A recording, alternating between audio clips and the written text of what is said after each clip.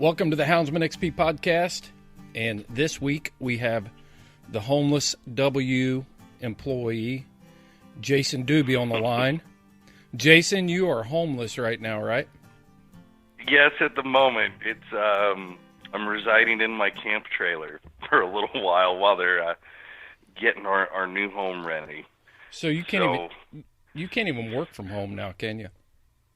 No, I got to put on like real clothes and commute to town and actually get into an office. Usually it's get stuff ready in the morning and just cruise on over to my desk. But lately, yeah, it's been a little bit of a commute in the morning. How long does it take you to get there?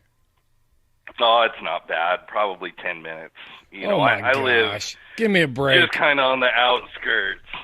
10 minutes. 10 minutes. And so they have a dress code, so you can't wear the pajama pants like normal, right? Correct.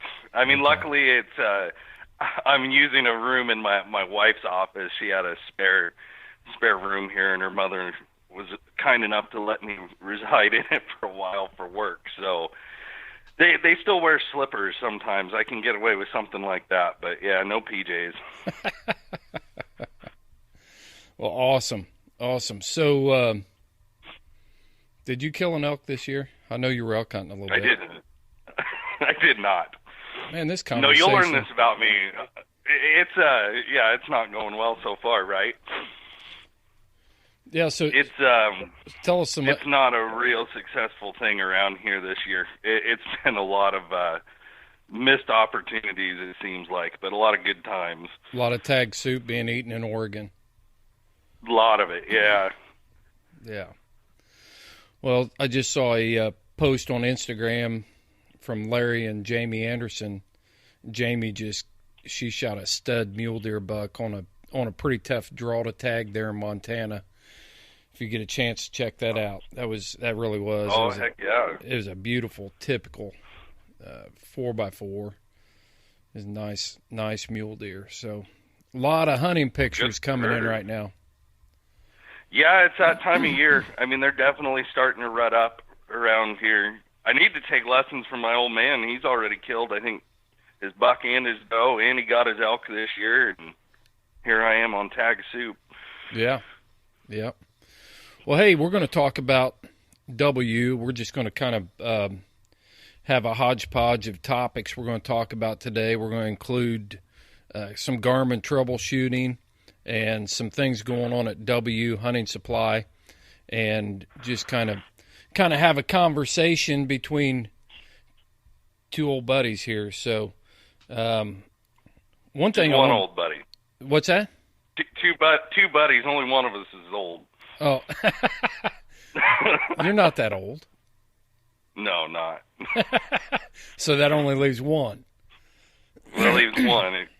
Steve's not here today, so you're on your own. Yeah, no doubt. Well, I will share this little secret. I went to the VA yesterday and picked up my hearing aids. And I'm really not that old. I'm not that old. I'm only 50. But the thing of it is, machine guns don't care whether your ears are 18 or they're 50. So the Marine Corps, I left my hearing with the Marine Corps, and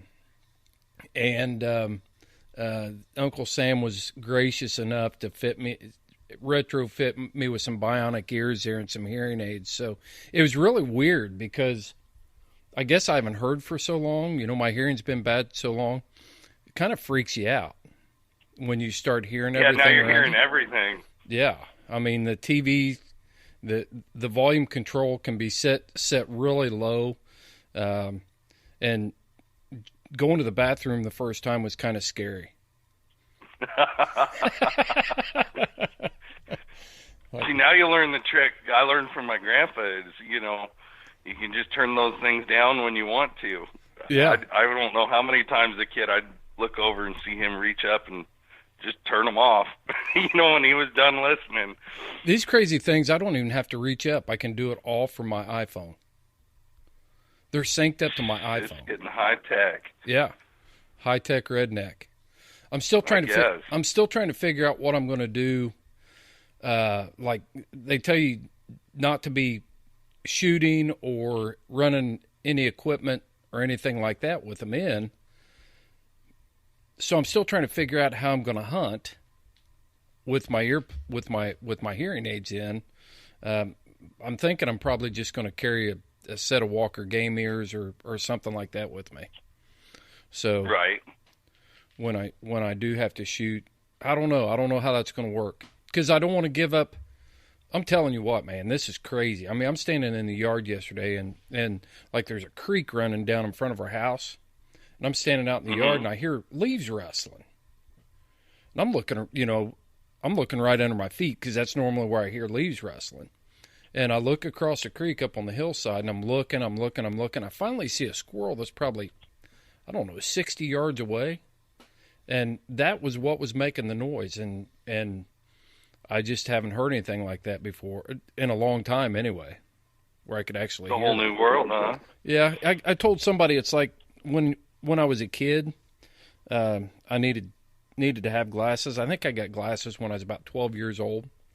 I always just thought trees were green blobs.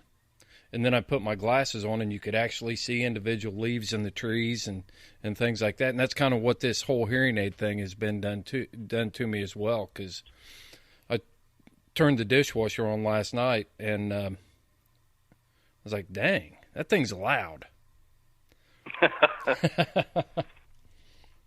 So anyway. Well, have you had the dogs out with him yet?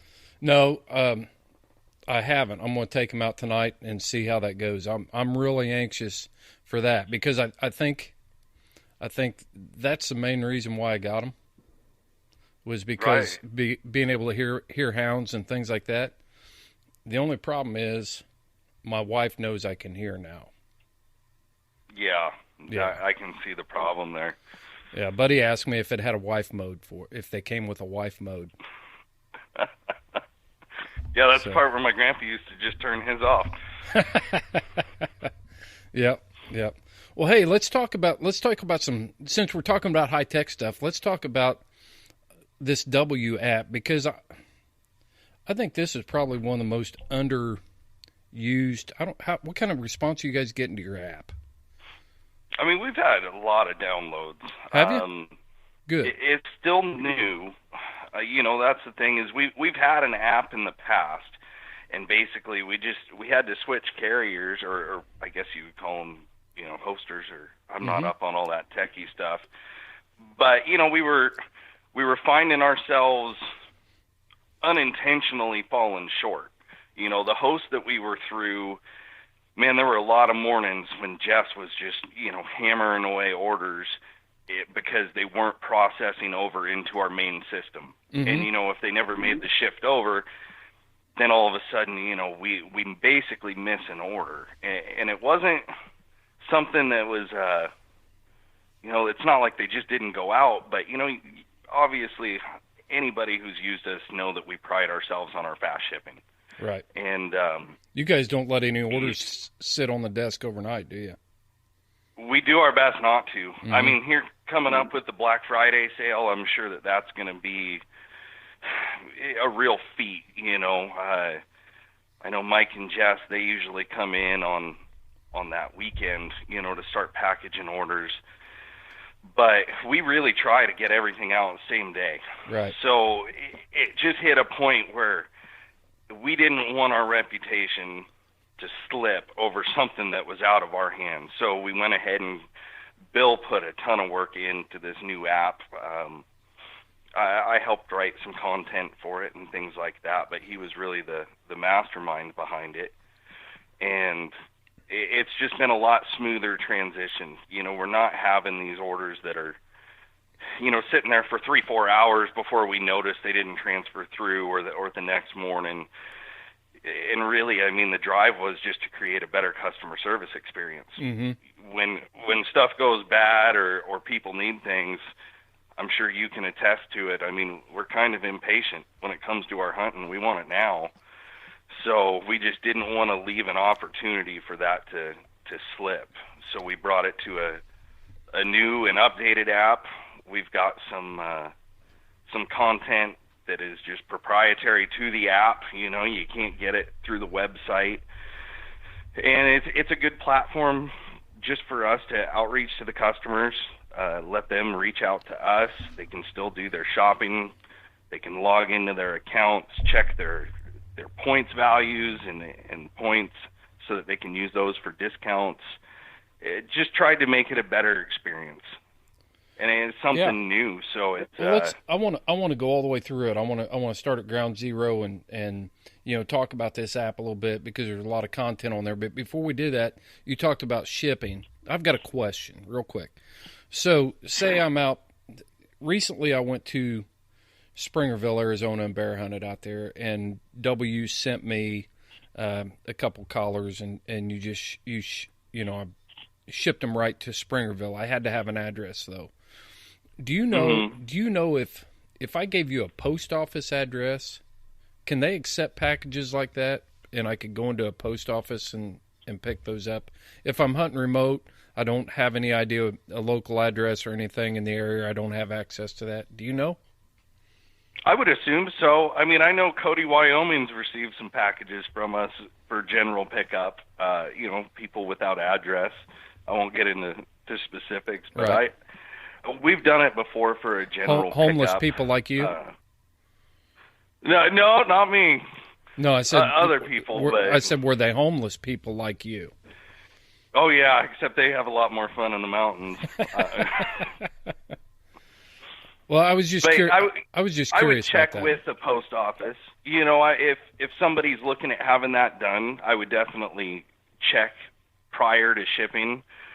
But I mean, shoot, even when we came out to be with you guys at Autumn Oaks, you were the one lifting those heavy boxes. We can ship about anywhere. The shipping centers, we do a lot of shipping to them for people that are on the road. We try to keep a good address on file as a default shipping address, but yeah, we can change every order. I know when we shipped your stuff out, or I know you guys are getting ready to head out on a big lion hunt here this winter too, and it just takes a matter of seconds for us to change the shipping address and get it on its way. Yeah, that's kind of what I'm planning for right there. Is if something goes south and I have a collar or two collars go down or whatever, and need something on the road. And I know there's other people out there that are doing the same thing. But yeah, we shipped the stuff for Autumn Oaks right to the UPS store, and then we just went by the UPS store and picked it up. That's a good point. Yeah, it worked slick. Yeah, it did. It worked real good. But let's get back to this app. So I've got a smartphone, and I think anybody that's listened to a podcast probably already knows this, but you just go into the App Store and type in W Hunting Supply and download the app. It's as easy as that, right? Yeah, actually, the best way to search it is W App, because the other, like I said, we had an app prior to this. Okay. So if you type in W App, you should see it pull up. It'll be a white background with our classic 2 Running Dogs logo with our name in bright orange. But that's going to be the easiest way to search it in your Android or App Store. Okay, I got you. Because it's Google Play. Okay, so now I've got it downloaded, which I've had it for a while, but I've got it downloaded. Let's walk through this app a little bit and talk about some of the features on it. We'll just start at the top here. We got 3 bars up in the upper left-hand corner, and it just kind of lays out. There's a lot of stuff in there, but at the top of the menu bar there is a thing called DU University. Talk about that. Tell me what that is. So DU University it's basically a set of small short quizzes. I'm actually trying to get mine to load up right now, but what we try to do is make it a little bit fun. There's some quizzes on there about how well do you know the W team. I know when we were writing it, Buddy got a hold of us and says, I don't know who wrote that, but that's pretty cool. And I had to ask him, well, did you get 100%? Because it's all about our team, It was right. and our company and policies. And he says, well, I did pretty good. So that was comforting. But yeah, it's really a platform for us to expand on. So the hopes are, as time allows, and I can dig into it a little deeper with Bill, is we can start writing some content and do actual true courses. You know, there's we do have a product maintenance quiz, which is a good overview of basic maintenance of your equipment and how to prolong the life of it, you know, over the course of its life. Because God knows we beat those collars. You know, things get kicked around, dogs put in places we'd never think of. So anything that we can do to help customers prolong the life of those and get good service, you know, that's a good one to check out. And also product knowledge. And that was just, you know, I think that in our sport, there's such a push, you know, as from a lot of companies, and I'm not going to single any out, but in general, as an outdoor industry, even beyond the hound stuff, it seems like there's this push for product, but really when you get down to it, if there's no product knowledge, people are just buying off a hype, where, you know, the products that we're using on these dogs, we have to trust them 100%. And not to say that manufacturers don't have their issues or things like that, but anything that we can do to educate a customer, especially prior to purchase, is a big win in my eyes. It's one of those things where, I mean, there's a lot of guys that call and I talk to, and they're surprised when I'll talk them out of something that's going to cost them more money. And it's really just based on the fact that I want them to get what they need, and sometimes all you have to do is lay it out there on the line and educate them about it, and they realize, well, I really need this, or hey, I really don't need this, which is equally important. And I think that's going to be a good thing for us to expand on in the future, you know, is just keeping people educated so that they can make a well-informed decision before they go dump, you know, hard-earned money. This sport's not cheap. Yeah, right. You know, one of the things that I think we all want to have the newest, best equipment that we can have for hunting, and I'll get there someday, but sometimes technology isn't always the easiest thing for some of our older participants to grasp. Some of them are way ahead of me, but I've been in the woods before with people that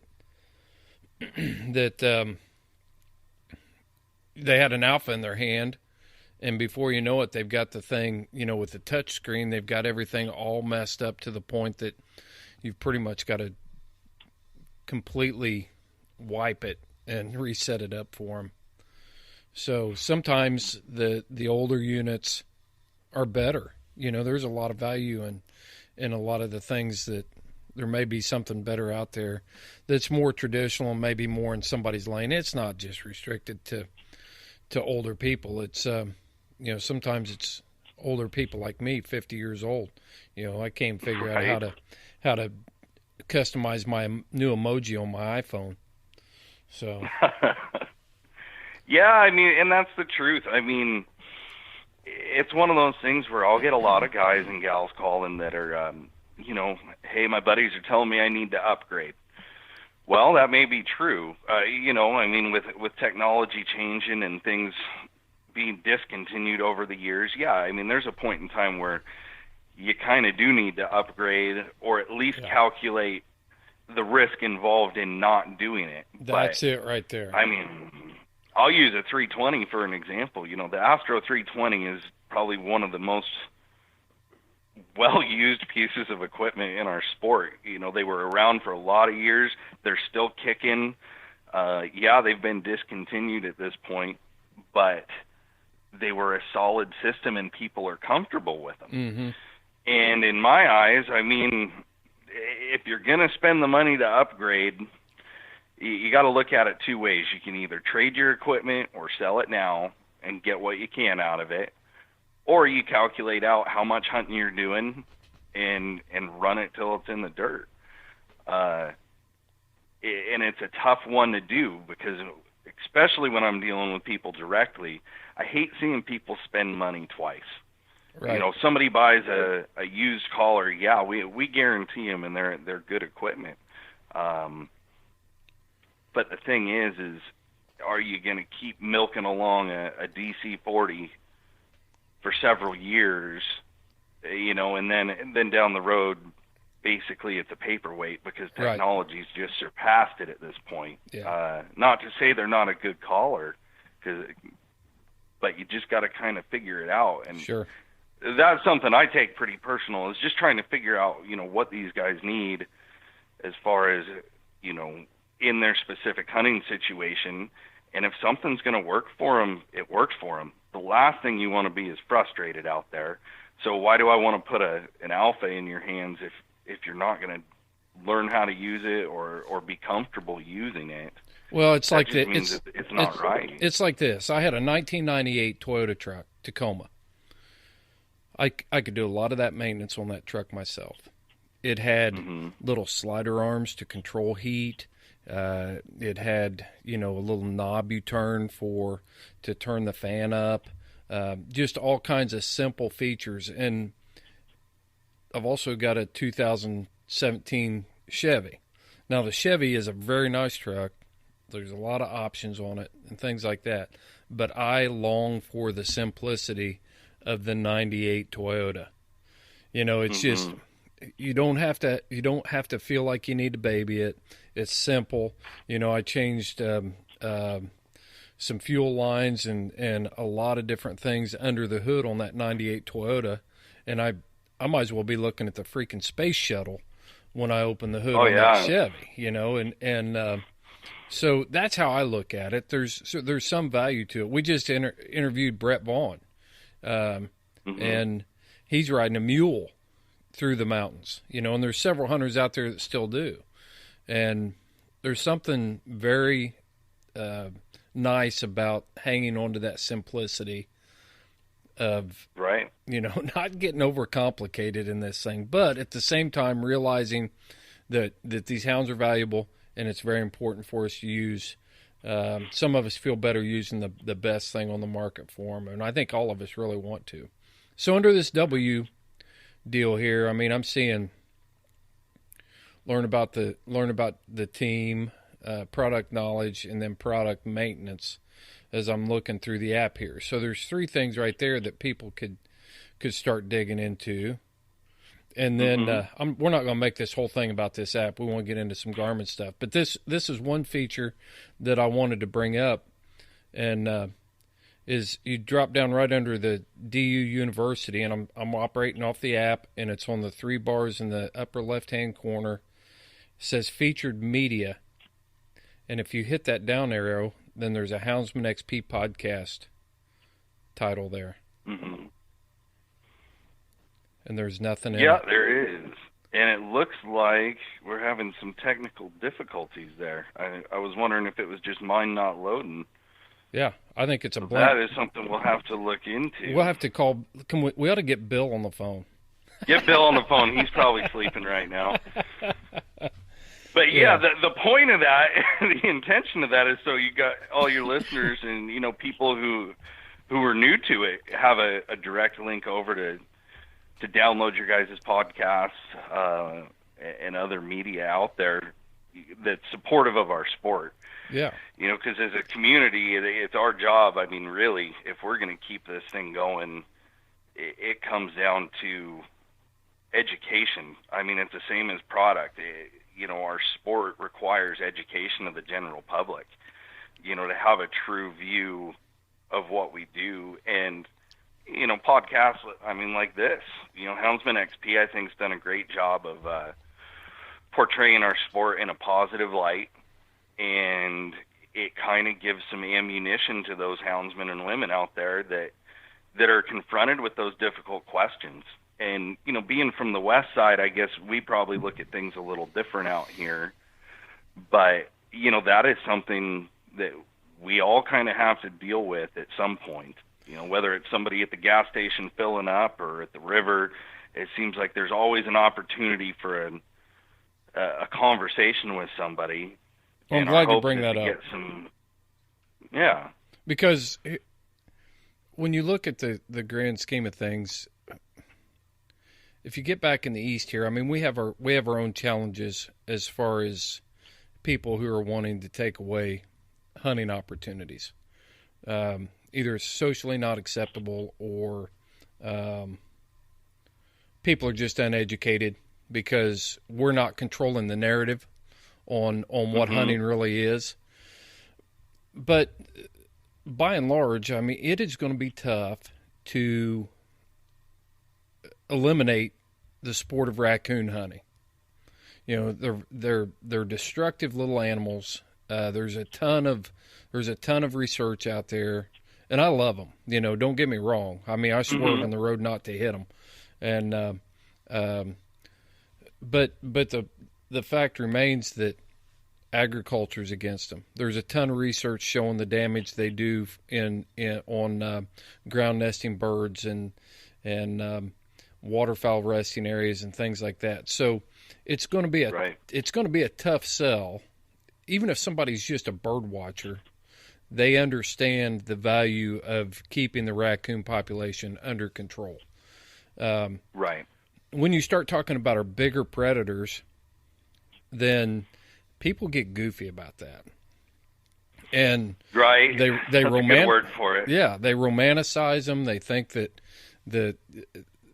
they just don't understand, and we've allowed the other people, our opposition, to control the narrative on this. And that's what we're trying to do at Houndsman XP, is control the narrative. Now, I know it's not the most exciting podcast to listen to when we start talking about conservation issues, but conservation issues are so important because when your sport comes under attack in your state, simply showing up at a resource commission meeting and screaming and yelling and saying, it's my heritage, that doesn't cut it. You've got to have the wherewithal and the knowledge to be able to talk intelligently about this. And that's simply all we're trying to do with the conservation sections when we talk about the model for the North American model for wildlife conservation. Houndsmen need to know that stuff. Elk hunters know it. Deer hunters know it. People that are in the Wild Sheep Foundation understand what that is, and it's time for houndsmen to educate themselves and know what that is so that they can talk intelligently to save their own sport, to preserve our sport and protect it. Well, and I think a big part of that, and this is just me speaking, but when it comes to the people that are really going to count, I mean, you are not going to sway a set group of people. They're going to think what we do is... I call them the animal radicals. Not desired. Yeah, exactly. You know, that's a group that just literally you're never going to break into. The thing we've got to focus on, I think, is a sport, or, and I mean this in the nicest way possible, but the ignorant ones, because there's a huge difference between ignorance and stupidity. Stupidity is being shown facts time after time after time and continuing to go the other direction. You know, these people just do not have a knowledge of what we do, or at least a correct, outlook of what we do. They base all their opinions on emotion. They have they'd have no scientific data to back up. As a matter of fact, there's tons of scientific data out there. Cultural data, all kinds of things, economical data, all kinds of things that show the value of hunting and everything like that, and then they base it on emotion. That's basically what it is. Yeah, that's what it all boils down to. And unfortunately, we are emotional. Well, and that's the hope, is that as we progress, we can expand on these things, and having a link to your guys' podcast, and it will hopefully have some articles and things like that. The app is really kind of a blank canvas at this point. We started, we kept, putting some things in, but really it's a thing that can morph. Yep. And, the hope is that it's just a fast link for education, places to support our sport. And I don't know if I want to say a call to houndsmen, but the goal is we just want to have everything in one place if we can. The app is more of a hub. Yeah. Well, let's get back to it here because there's a few more things. We kind of went down a rabbit path there and started that preaching. Happens. Yeah, we do that often when we talk, especially when I'm involved in the conversation. So, back on the main screen of the app, I'm curious about this request service button. There's a hammer and a wrench there, and it's a request service. What's that for, Jason? Yeah, that's the magic button, man. That's for when your stuff goes south, how to get a hold of us. So for people who've never used our service, the big thing for us is when stuff breaks, it never breaks usually when you want it to, of course. It's always when you need your gear. It's right in season. So we really try to get your equipment replaced as soon as possible. You know, now with refurbished, with collar exchanges and things like that, you know, let's say you've got a collar go down, I can usually get one back to you within 3 days. You know, we've got a great team in the shop that's really good about getting orders out and getting replacements.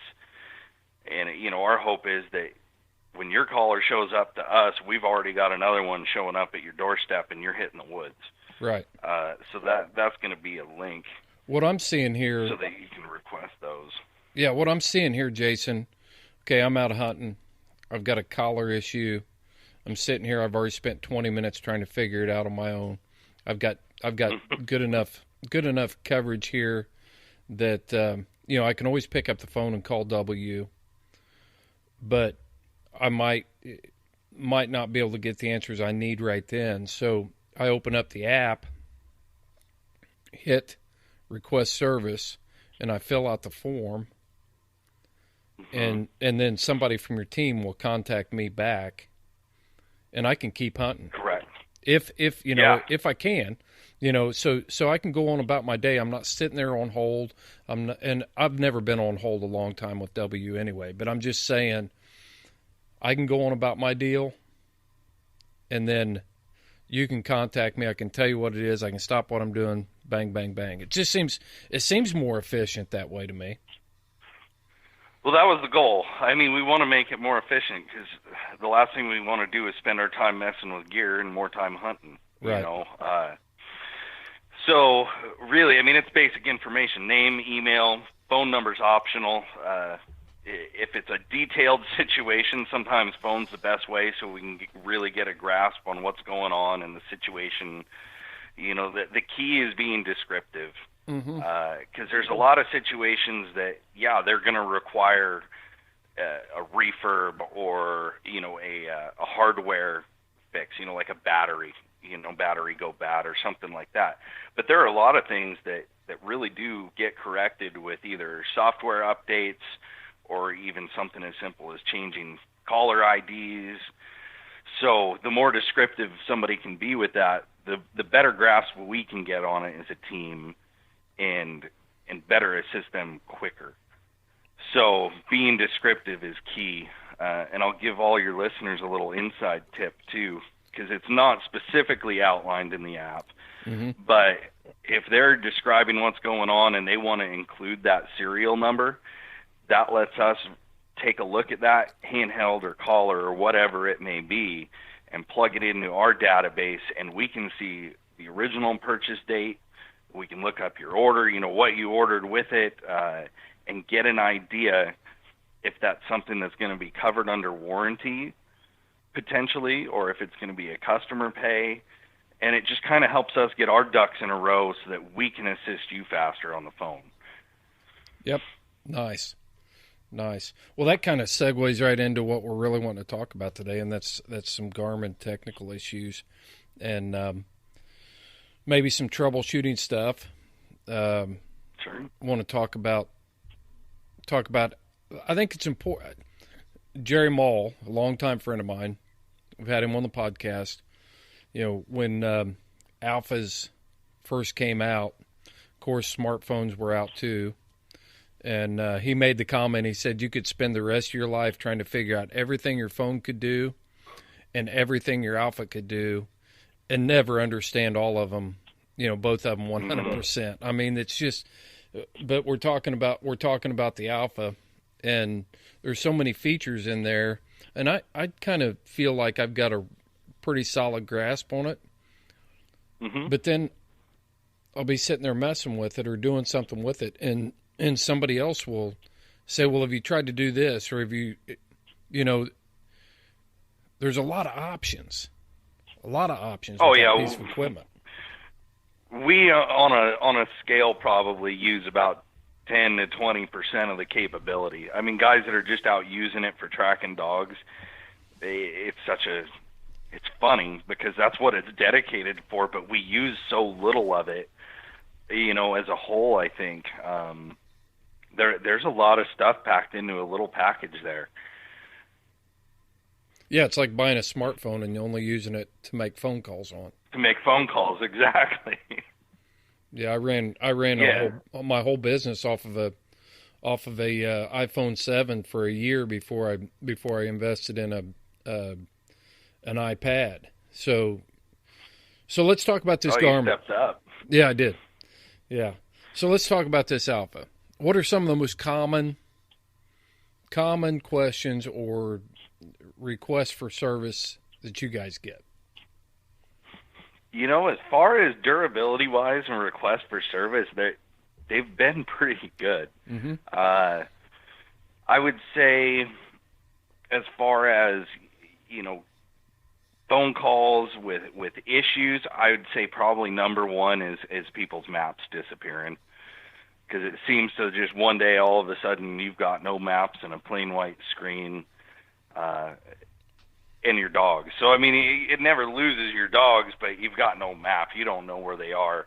And that seems to be one of the real common ones that we get. Is that with the Bird's Eye, Hunt View, or Onyx, or are you talking about losing even on the contour map side of it? Even your contour map that's factory preloaded, sometimes will disappear. And what it comes down to is there's a function, and I don't know why they did this, giving us an option to not see our maps, but there is an option where you can actually turn your mapping off. Really? And it used to be called the declutter.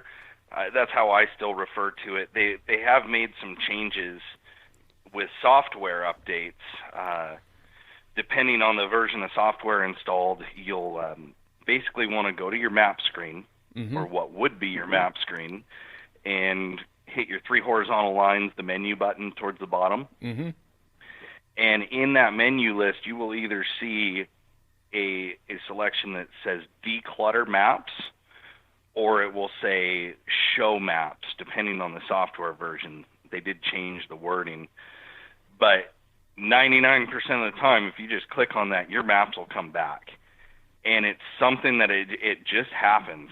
I usually recommend to people to make sure their archive tracks are clear, because that ties up memory space and exactly. can cause some issues.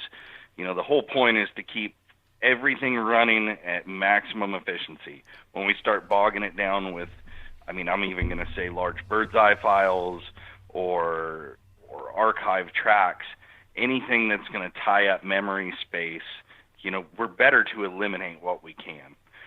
So that's probably one of the biggest questions we get, and it freaks people out, man. And I remember the first time it happened to me. All of a sudden, everything's just gone, and you're like, what do we do now?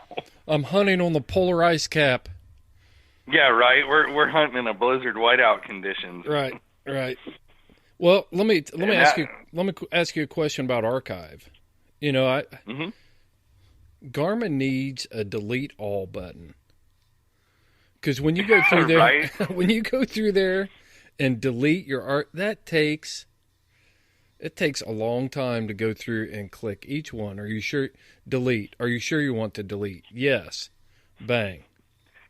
Choose the next one. Yeah, there are other options. You can access it through the Garmin file by plugging it into your computer. My word of caution there are some things in that file that you definitely do not want to mess up. Right. So sometimes the painstaking act of going through and deleting them one by one is a lot easier than wondering what happened when you unhook your Alpha or your Astro. Okay, we'll just keep it on. We'll keep it on my level.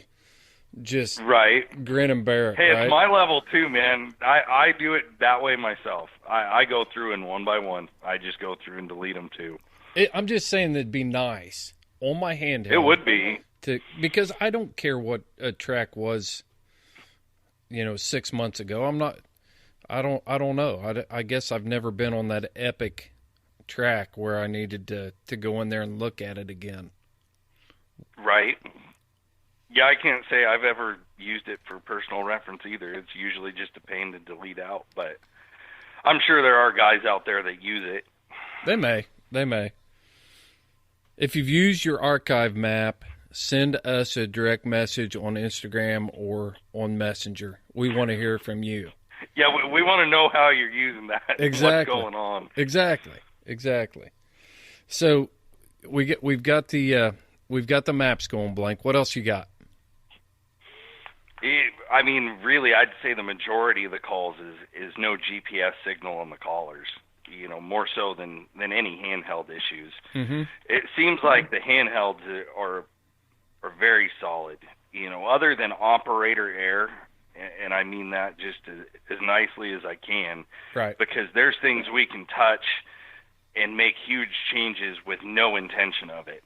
The way menu items are stacked, things like that. 90% of the issues I'd say that people call with handhelds is either just setup or user error instead of an actual issue.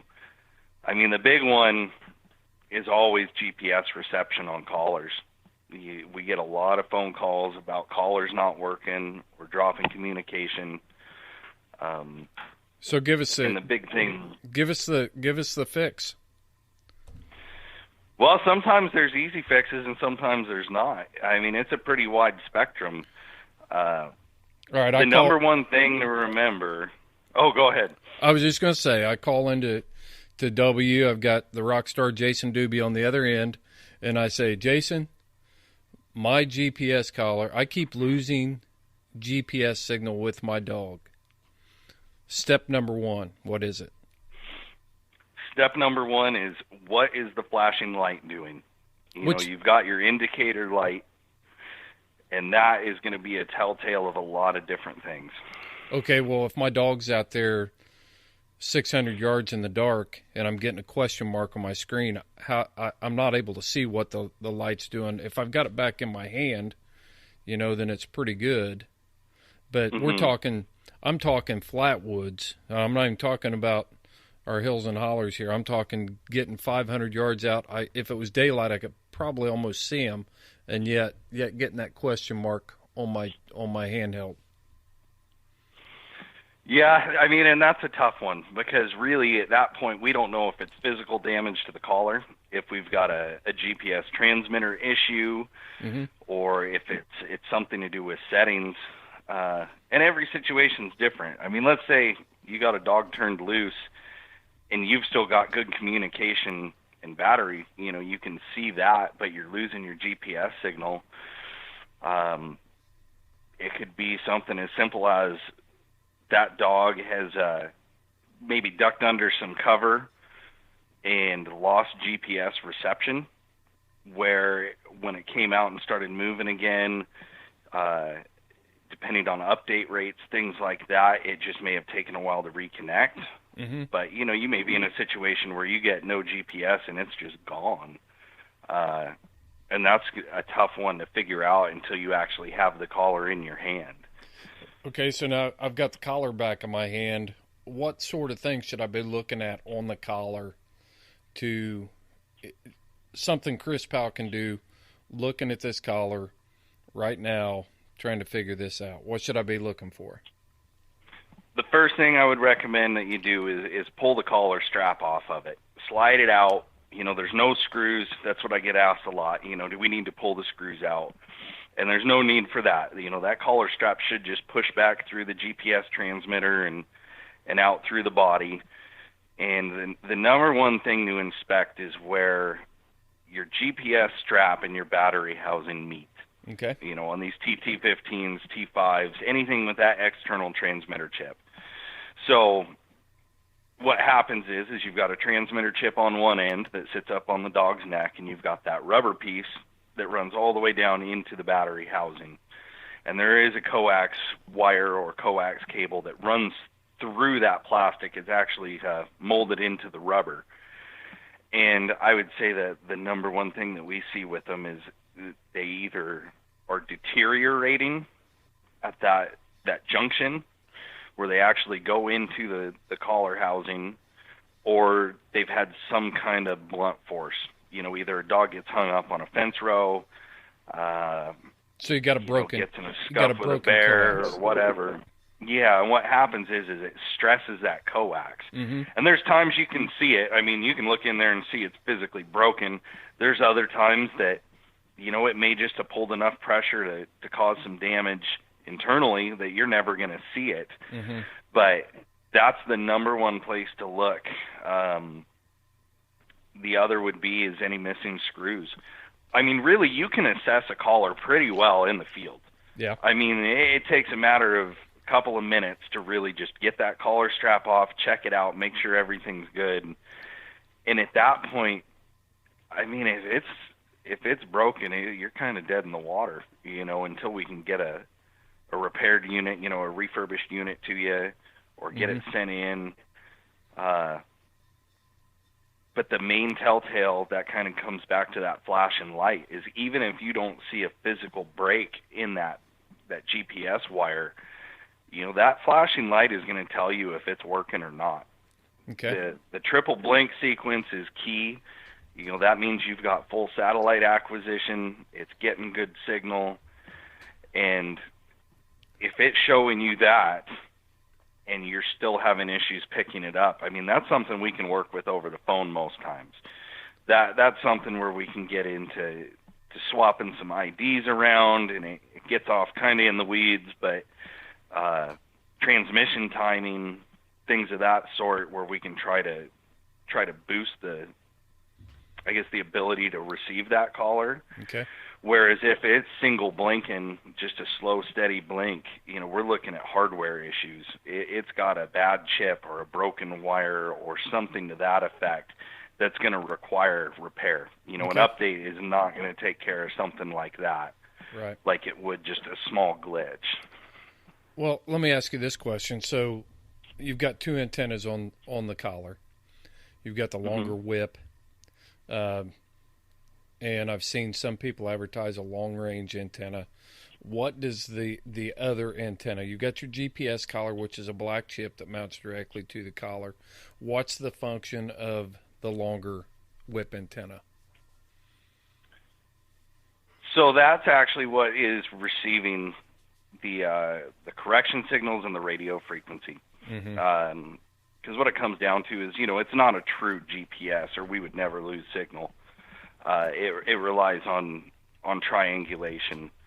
So the chip itself is your GPS module, and that's sending the actual signal, where the other is used for communication back and forth with the handheld, as far as transmissioning of, you know, locations, as well as corrections, collar light commands, things like that. Yeah. So it's not like... kind of like your handheld. You know, it's got two antennas. One you think of because you can change it, where the other one is your GPS, and it's just a hardware part of the system. Yeah. Yeah. So to understand the basics of the Garmin Alpha, you're not uplinking to a satellite in outer space and the signal's not coming down and tracking the dog.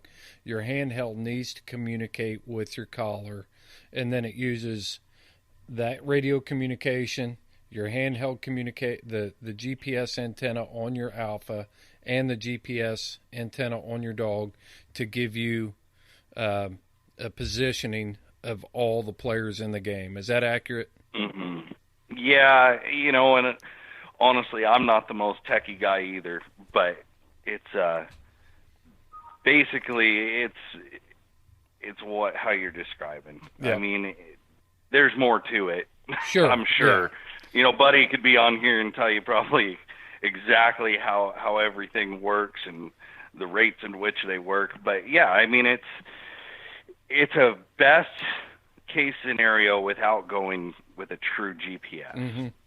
Right. Well, my cousin was an engineer. He is an engineer, and worked on satellite technology in the Air Force. And I didn't need to know everything he knew as a Marine. Right. I just needed to know whether or not the satellite was going to work. You know, it was it was his job to make sure it worked. I just came in with complaints when it didn't work.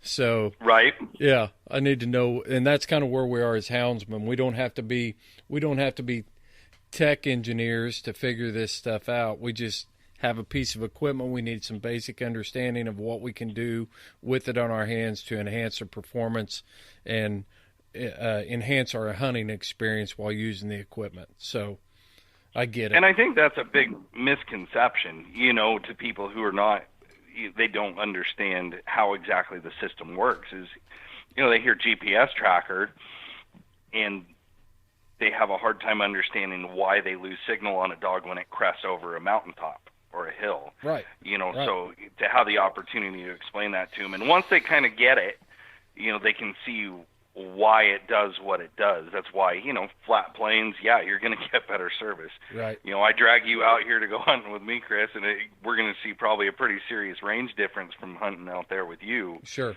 Yeah, I was hunting up in Portland for a Freedom Hunters hunt 2 weeks ago, and it's all flat ground up there where they're at. And, I mean, it's amazing the kind of reception you get. And probably the highest density of coon population is you're going to find, it's right up there at the top with anywhere you're going to find in the United States. But it's got its own challenges. I mean, mountains are hard on the legs, and so are boots, you know, that are filled up with mud when you're chugging across a plowed field. That can be rough. Oh yeah. But definitely with our tracking equipment, then there are some advantages to flat ground, no doubt. Or a vantage point. I mean, and that's what I tell people is anytime you can get above.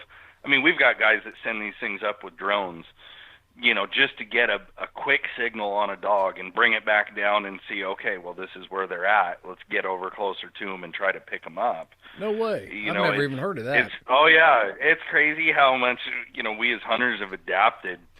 I mean, think about the days when we were running telemetry. I mean, and we'd lose a dog for, I mean, I don't want to get too far off in the weeds, but yeah, you know, it was not uncommon to leave a dog out overnight or a couple of days or however long it took them to come back when you couldn't find them. Where now, I mean, we're freaking out. If that GPS is saying the dog's 50 yards off of where it is, I mean, we've become real accustomed to this, you know, pinpointed location. So, I mean, somebody figured out you hook this to a drone, get it up in the air, we can get farther signal with it. Wow. And, you know, or helicopter flies. I mean, I've heard of some people going to some great lengths, you know, just to make sure these dogs are safe and get them back. And I think that's a huge plus as far as how technology is involved is, you know, now we're just able to get in and keep our hunting buddies safe for sure. Right. Let's, is there any advantage to putting longer range antennas on a TT-15? Yeah, I mean, I would say so in most cases. It's a trade-off. You know, you start getting longer antennas and dogs start chewing, and then it kind of defeats the purpose because they gnaw the end off of it. But yeah, they definitely do help with connection. There's a lot of antennas on the market. Our tough skins we make out of marine-grade stainless steel. So it's going to be a better connection. You know, the hope is to just keep a good connection with your caller. But the trick is, you know, you can't get too far off lengthwise because everything's a frequency bandwidth. Mm-hmm. And general consensus is longer is better. Well, we're not going to go hooking a 4-foot long whip antenna to a TT-15. You know, we've got to make sure that things are staying in the right range. And I think that's the big thing when you're looking at antennas is we've got to make sure we're producing something that's going to effectively work and not just sell on hype. Yeah. Yeah. What about antennas that go on my handheld? Because it comes with, what is that, a standard 4-inch, and then, I actually put a longer antenna on my handheld, and it definitely seems to help. Because I know everybody thinks Indiana's flat, but if they came down here and hunted with me, I could change their mind pretty quick. Right. A lot of hills and deep hollows and things like that down here. So I switched up to a longer range antenna on my handheld. Is that worth the money? I think it's probably the best bang for your buck you can get. I mean, some of these handheld antennas now are really helping increase range and connectivity for, the price tag's really cheap in comparison to what we spend.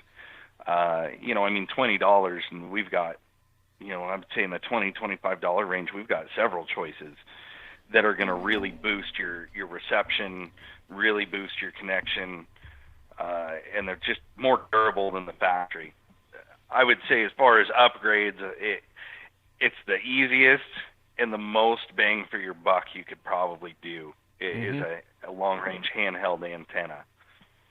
Okay, so you're talking about an antenna that hooks up with a coax, so it's like a wand that you hold in your hand, right? Well, that's an option. I mean, Okay. even beyond that, just something that screws directly to it. I got you. I'll say our 14-inch flex, just because I've been hunting them forever. They get great reception. I've closed it in the door, God knows how many times, getting in and out, and it just keeps on going.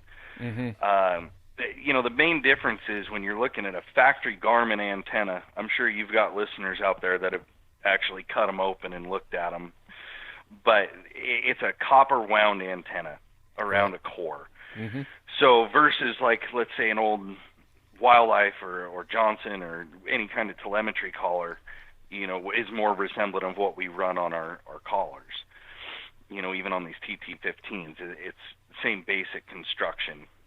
And when you get into these handheld antennas, anything you can do to get a more solid connection or away from that real fine wound copper wire, it's going to help with your signal reception. Okay. Yeah, I'm looking through the shop right now, or through the website. I don't know, there's probably 7 or 8 different collar options or handheld options for antennas. Oh yeah, we got a pile. I mean, and they range all the way out to your roof mount magnet antennas. Our compact portable long range is, kind of my ace in the hole. I keep one of them in my pack just in case I really need to get out there and reach them. But that's what I was going to ask you about. Given the country. Yep. Yeah, that's the one you were just kind of talking about. And they're a great antenna. The coax cable sometimes can prove a little bit of a pain for people, depending on what kind of conditions they're hunting. But like I was saying, I keep mine in my pack just so eventually, when I do need it, it's there, but I'm not worried about hanging it up and popping wires and things like that. Right. I usually stick with primarily my 14-inch flex. But, the rubber duck's a good one. They're a good durable antenna. For guys who like telescoping, we've got options there. Obviously, they're not quite as durable. You don't want to close them in your door, but I've had bad experiences. They do reach out there. I've had bad experiences with the expandable antennas. It started with a Tritronics. I'd borrowed my uncle's Tritronics, and it was an old Tritronics. It's probably a Judge. I don't know. It's like early '80s, and of course I had no business with a Tritronics electric stem, an e-collar in my hand at all, training a hound. But I decided that that was going to be the ticket for breaking my dog from running deer. And so I borrowed it. And so I've got this antenna all wheeled out there, and I turn around and I bent the antenna. I mean, I've bent it pretty good. And so now I'm trying to straighten it because I don't want my uncle thinking, how'd he bend my antenna? And when I try to bend it back, I snapped it off. So they don't bend well the second time. Yeah, I snap it off trying to straighten this thing. So I've got a phobia about expandable antennas. So yeah, you're not the only one out there. That's why we've got the other options. They're a lot more durable for those of us who are not super careful. Yeah. Well, hey, anything else on handheld collars that we can talk about with the Alpha? Yeah, I mean, I'm sure we can go down a rabbit hole with them. No doubt. It's really tough just because everybody's situation, I mean, we have to look at differently because not everybody's the same. If we listen and somebody says, hey, I got a caller doing XYZ, just because 90% of other callers that have done XYZ was this, it does not mean that customer is having the exact same problem. Mm-hmm. So it's really key to us to gather the information and listen to what's really going on before we can kind of generalize anything. Right. So that does make it a little tough, but really it comes down to keeping things updated. I would say a very high percentage of our customers that call having GPS issues or communication issues that are still getting a good solid triple blink on the collar, which means it's getting good satellite signal. It comes down to updates. Tracking IDs is another big one I've had to deal with a lot recently. If you can go through your dog list, this is one thing I would highly recommend to anybody is write down your IDs. Just have a way to keep that in your bag or as a backup, because these collars are getting so sophisticated at this point. We've got tracking codes, we've got training control codes, and then we get into the actual IDs, which most of us are familiar with because it's kind of the same platform it's been since the 220 on up. A 2-digit number or a 3-digit.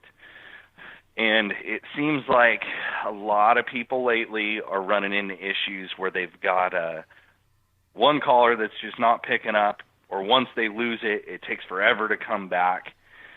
And what it really boils down to most of the time is your unit ID on the caller. And we've got to look at that in two different pieces. So I'm going to say, hey, Chris, let's look at one of your IDs. And you pull up your dog information page, and we can take a look. And I'm looking at one of mine right now. We'll say his ID code's 1-9. Mm-hmm. So we got to look at that as your first number is your channel. So that's going to be your frequency. And there's a pile of combinations you can have. But, you can run several callers on one channel. Mm-hmm. If I'm running 6 dogs, they can all have a prefix of 1-. Mm-hmm. The thing that really starts causing issues is when you get into that second number, that is your timing of transmission. So let's say I've got this dog's a 1-9, and I look at my list and I see I've got a 1-10. That's a real point for a possible issue. Because we've got to figure this handheld's only going to receive as much information at one, it's going to pick one out at a time. And then it's got to process it, plot it, move on to the next. Mm-hmm. So this all happens in a millisecond, but when you've got them trying to do that too close together, I mean, it's like when you focus in on a conversation, you and I are talking and somebody's trying to whisper something in your ear, you can't grab it all. I mean, Right. So that seems to be something lately, and that's an easily fixed thing a customer can do at home. We can talk them through it over the phone. But I would really encourage people to jot down those tracking codes, training codes, and unit IDs, just so you've got reference.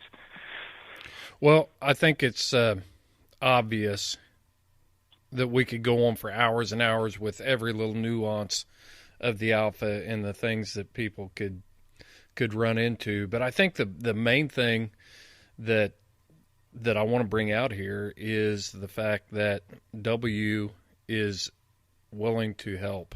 And, so many times you go on social media and you see somebody post a question, hey, my Alpha's doing this. Does anybody know? And then Everybody comes out, and I'm not saying there are some. I learn stuff from houndsmen about alphas and their capabilities all the time, but you can pick up the phone. You guys will deal with this stuff every day and shortcut a lot of that, rather than me sitting around for 3 hours trying to find the magic potion of somebody that responds, that might see my post on Facebook. I can pick up the phone and call W and get the problem resolved pretty quickly. Well, and that's the goal. I mean, and we rely on our customers too. Mm-hmm. I can't tell you how many times customers and actual people in the woods are what finds the issues. And then, Garmin comes out with these updates to correct them. But, I mean, if we really strip it down, it comes down to the guys putting the boots on the dirt. Right. And that's our job. I mean, when we get a weird phone call, hey, I updated this and this is happening, that's a real opportunity for us to look into it and see what is going on. Yeah.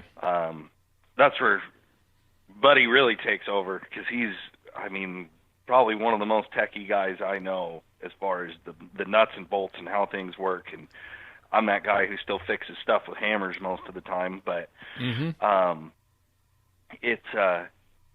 it's really a good thing when they can call us and give us information and be descriptive. I mean, I'm going to hammer home on that again, is the more descriptive you can be with the issue that you're having, the easier it is for us to, help diagnose that or look into it further and say, hey, we got a real problem. Garmin's had to retract updates due to that. We had one, it's been a while now, but you'd program update a T5 and an Astro 320, and all of a sudden you'd kick your dogs loose and there was nothing there. And our first phone call on that was guys on the mountaintop on the phone with us, and his dogs are trailing off into the canyon and there's literally nothing on his GPS. And, they had gone back and found the glitches and corrected that. But that's where what I see is our relationship with the customers is so great. It's a two-way street. I mean, we consider ourselves experts, but there's always something even an expert can learn. And it's these little bits and pieces, and piecing things together from our customers that help take it to that next level. Well, I would say that everybody can learn from somebody. There's always something to learn out there, no matter what you're engaged in. Let's move on to. I wanted to ask you about this. So, Onyx versus Hunt View versus Bird's Eye. That's you see houndsmen. Some people are running Onyx, some on their Garmin, some people are running the Hunt View. I personally run the Hunt View with the chip, and then you've got some people that run them Bird's Eye. Can you kind of run us through the basics of the differences between the three? Yeah, I can run you through them. The big question is which one should I get? I mean, that's the number one question. That's what I'm looking at. And it's so hard because they are different. There's a lot of similarities, but they are different, and every person's needs are different. So that's when I got to dig in a little deeper with them. And Chance actually is really good with his maps. He's been dealing with them for years. And we did a video to kind of break things down that is on our YouTube channel for people to kind of go back and reference. But overall, the big question is the Bird's Eye. And if you are wanting a Bird's Eye imagery without downloading, it really limits your options. You're going to go with a Hunt View Plus. That's the only chip right now that has your preloaded Bird's Eye. Most cases, it's going to cover your entire state. Obviously, some bigger states like Texas, California, they're split in half, east and west, north and south. And you get into some smaller states, they may bundle two. I think there's 4 together on one. But as a general rule of thumb, it's going to have your 24K topo mapping, which is more detailed than what it comes with factory. And it's also going to have the Bird's Eye satellite imagery for the entire state. And that's something you can toggle back and forth between. You can, turn one off completely. Like there's times I use my topo, and there's other times I use my bird's eye exclusively. I mean, I hunt a lot at night, and I think the bird's eye at night is one of the biggest bonuses because I can see what I'm walking into even though I can't see it. Right. And I think that's a big one. Let me ask you this. Plus, I'd say, I want to jump in real quick. What is the purpose of going through and, I'll just say it, downloading that bird's eye is a pain it's a pain. It can be. Yeah, and especially if you're not a tech type guy. So I thought Garmin really, they really stepped out there and came up with a good idea for the state by state, state specific HuntView Plus. So why would anybody go back and download the bird's eye? Is there some advantage? I have the same question. I mean, the thing is, when people buy new systems, like let's say somebody buys a brand new Alpha, they're going to get a year subscription to bird's eye. And I can see, utilizing that for sure. Because the misconception is after your 1 year, those maps disappear, which isn't the case. You're not able to download more, but if you download anything in that year, it's yours. So that's something I would still recommend people take advantage of, like yourself. I mean, you may do a lot of hunting at home, but do you want to go spend $90 on a map card for every state that you hunt? That sometimes can add up. But as far as ease and use, man, I wouldn't have it any other way. I just put a chip in the back and we're done in hunting, instead of having to go through each individual block. You got to pick your resolution settings, and it's just a lot. You start storing it on the hard drive, and taking up it's going to space. start bogging things down. Exactly. We're back to keeping efficiency. Really, the chip is, hands down, in my opinion, the easiest, most effective way to go about it. Yeah, they come in their own little case. You just stick them in the side pocket in your Garmin bag and write the state on them on the outside with a Sharpie, and wherever you're headed, just swap them out. Just swap them out. I mean, it takes 10 seconds. So tell us about Onyx. So Onyx mapping, the hunt map is also a very good tool to have when it's just a topo map that you're looking for. Their big claim to fame is the private land ownerships, and that's something. I mean, I'll be honest, I run both. I usually run a Garmin HuntView, especially in, let's say, my drive track. But I run Onyx on my phone. I've got a couple of Onyx chips for different states. But it was prior to, Garmin's release of the HuntView. So, the thing is Onyx was really an industry leader when it came to the private land ownerships, your government land labeling. They've got these. That's a huge tool, especially for houndsmen. I mean, we want to know if those dogs are trespassing because we all know they can't read. And the thing that I really like about the Onyx is it's very prominently displayed who's the landowner. It's a very clear outline. I mean, you being an ex-game enforcement, I'm sure you can laugh about this now, but there's no way you're going to tell somebody, oh, I didn't know that this is private. I mean, it's right there. And I think that that's a big plus for a lot of hunters because on the whole, we try to keep on the right side of things, but at least it gives you an opportunity now where I can take a look at that Onyx and say, oh, Joe Smith owns this. We can look him up on Google or in the phone book if you still have one and try to get a hold of him and try to make a successful recovery without a confrontation. And I think that was a big plus to all of us as houndsmen when they came out with that. And they're constantly, working and trying to enhance the user's experience too.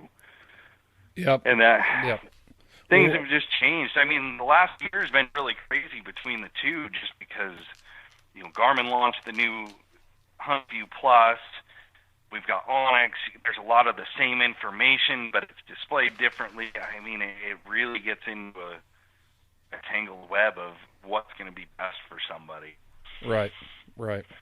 Well, but OnX and HuntView Plus both show state and public lands, private property. My HuntView cards show all the private property lines, and I found it to be pretty effective on that. But OnX did take the industry by storm. I think you can download it to your phone. They're like you said, there's benefits to every part of it for sure. Yeah, it's tough. I mean, because a lot of it is this. I don't want to say the same information, but it really is. All right, Jason. Well, I'm gonna get off here, and I know you got a full day. And as always, you follow your hound, and I'll follow mine.